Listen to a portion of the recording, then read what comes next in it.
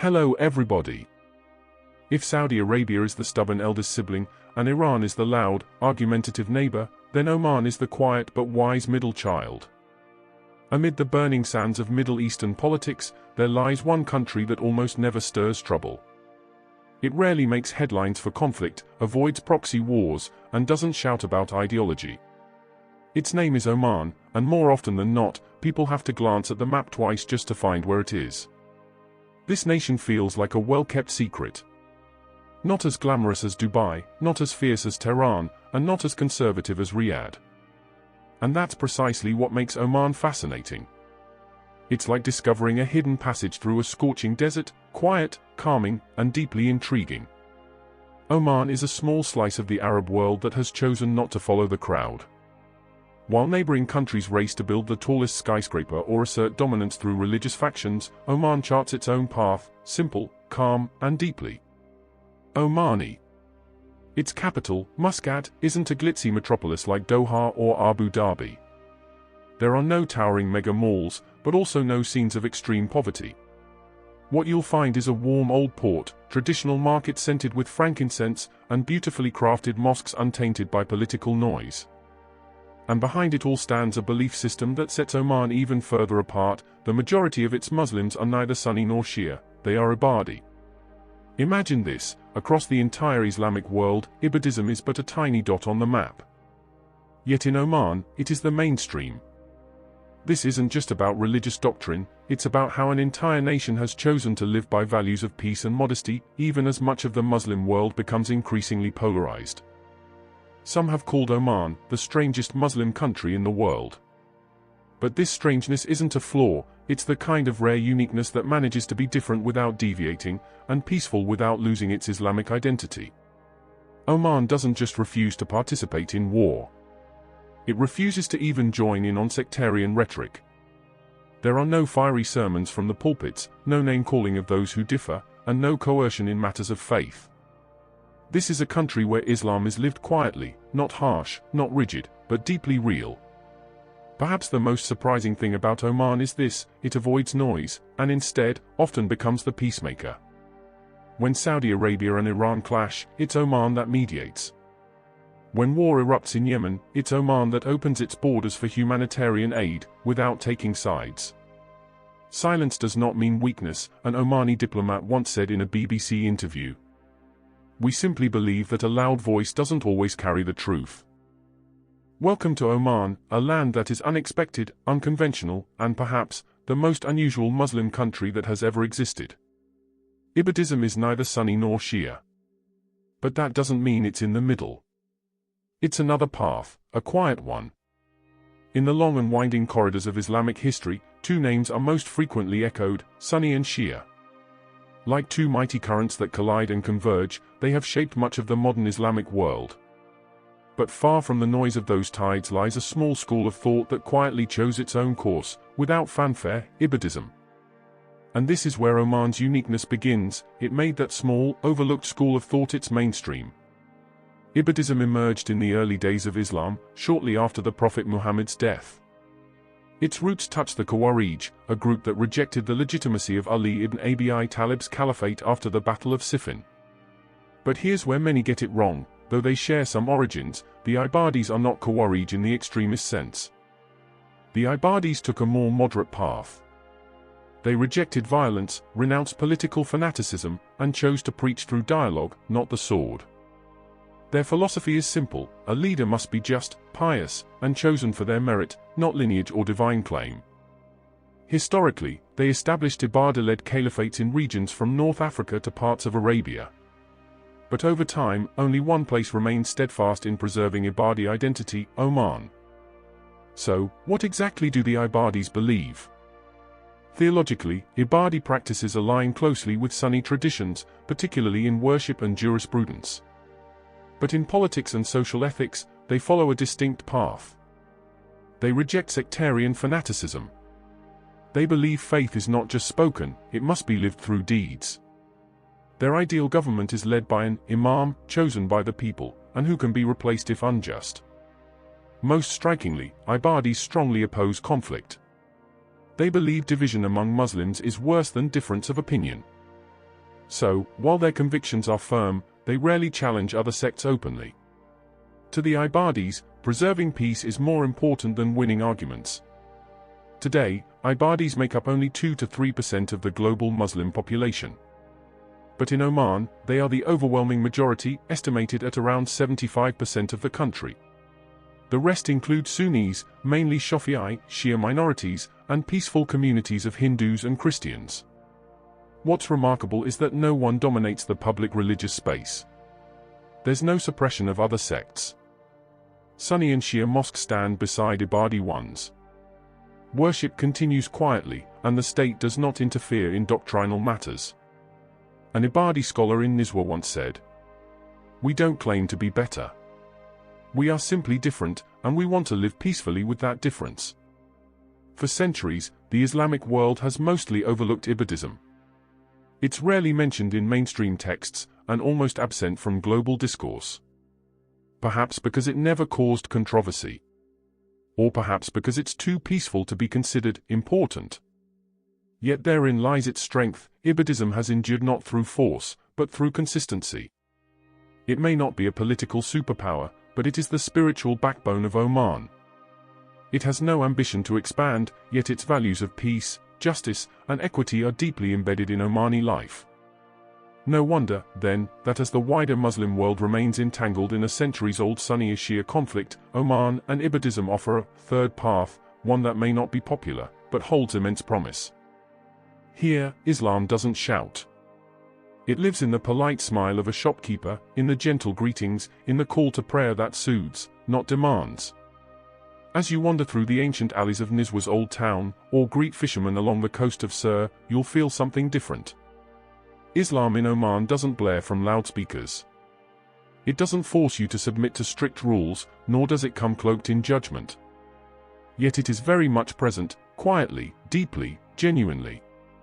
Like a desert breeze, steady and calm, Islam in Oman flows through daily life with grace, respect, and simplicity. In many Muslim-majority countries, public life is filled with moral enforcers. There are religious police monitoring attire, music, even hairstyles. In Oman, such a force doesn't exist. There are no authorities forcing anyone to pray, dress a certain way, or ban activities in the name of religion. And yet, people are still deeply religious. Men attend the mosque for all 5 prayers. Women wear the hijab gracefully. Shops still close during Friday prayers. Not out of fear, but out of love. Islam in Oman grows from the inside out, not from external pressure. If someone must be constantly told to obey, then that's not faith, just hollow submission, said an imam at a small mosque in Salalah. Picture this: you're sitting by the sea in a quiet cafe in Mutra, sipping gawa, Omani coffee, and nibbling on dates. Suddenly, the adhan begins. But it doesn't pierce the air or interrupt your peace. It flows like part of the landscape, soft, melodic, and perfectly placed. This is Islam in Oman, not loud, but profound.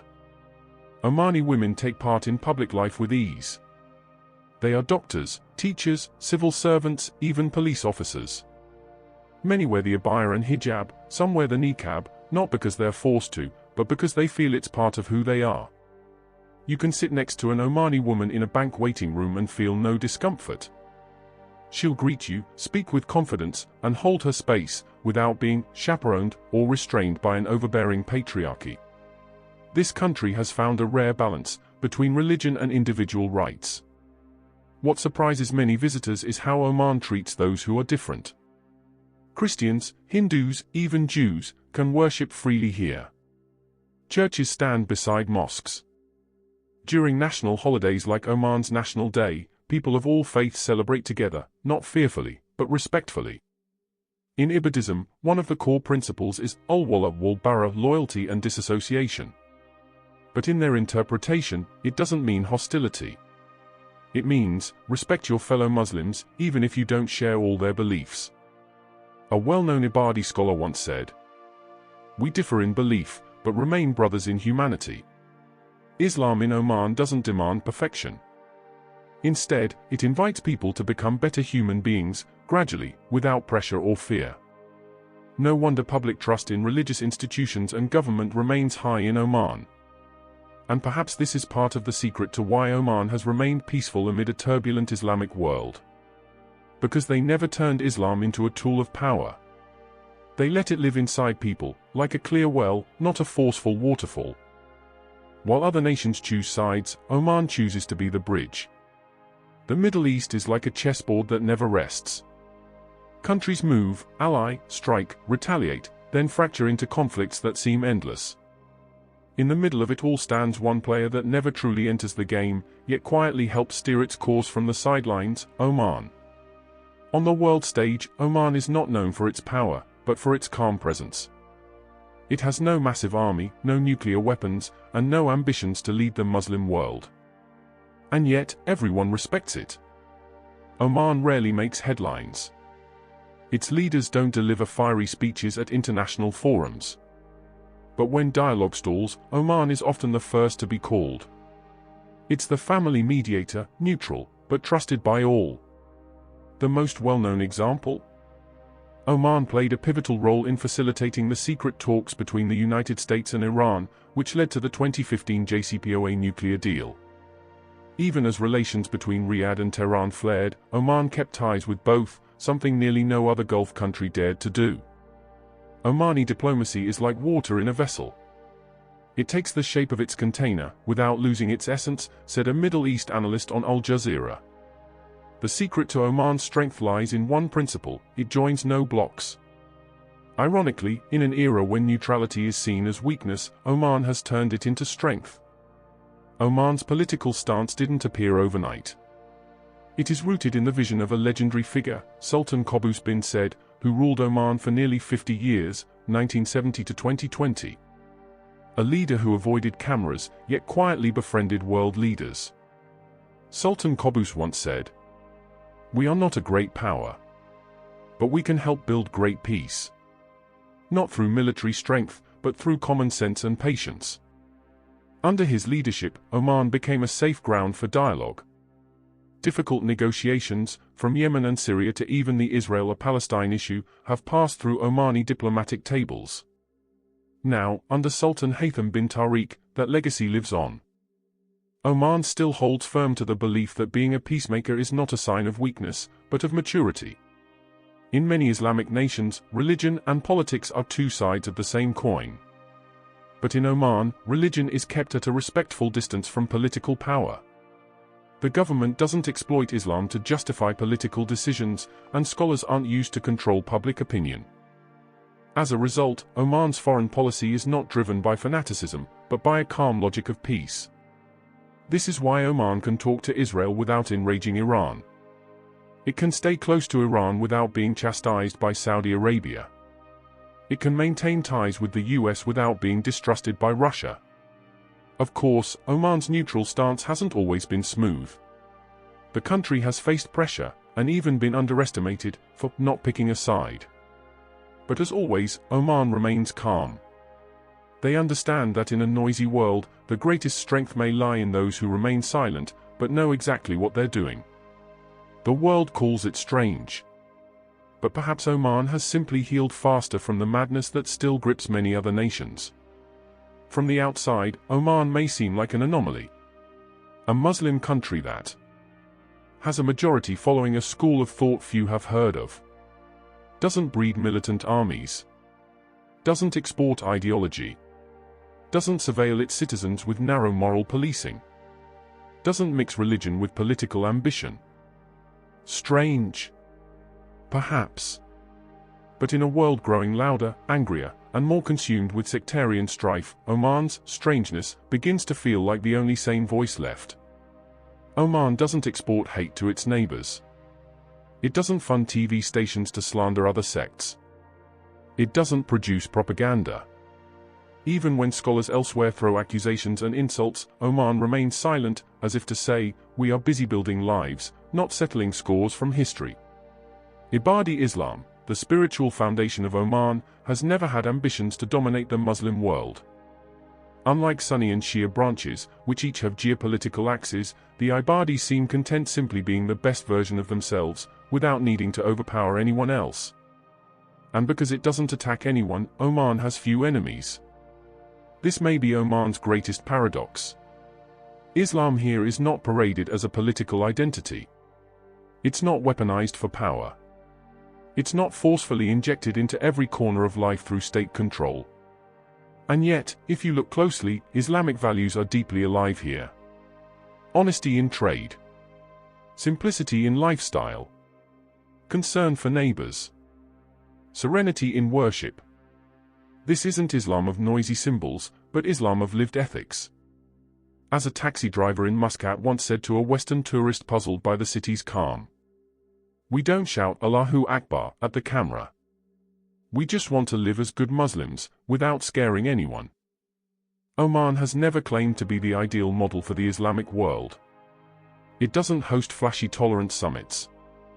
It doesn't market a moderate Islam brand. But through quiet consistency, it has quietly become a silent inspiration. Some academics and diplomats have begun referring to Oman as post-political Islam, the Middle East's future model of coexistence, Islam's third path. Ironically, the country that doesn't try to lead may be offering the most important lesson. Islam can live in peace, if given space to breathe. Not forced, not weaponized. Perhaps the label, the strangest Muslim country, needs revision. Not because it's wrong, but because it implies oddity. And after witnessing so much violence in religion's name, so much sectarian tension, so much power cloaked in piety, Oman feels less strange and more healthy. Yes, it is different. But in that difference, there is calm, stability, and clarity. Yes, it is quiet. But in that quiet, there is rare wisdom. And maybe, one day, the Islamic world will look toward Oman, not for its grandeur, not for its influence, but because it quietly shows us that to be Muslim doesn't require being harsh or loud. Just good. Just fair. Just peaceful.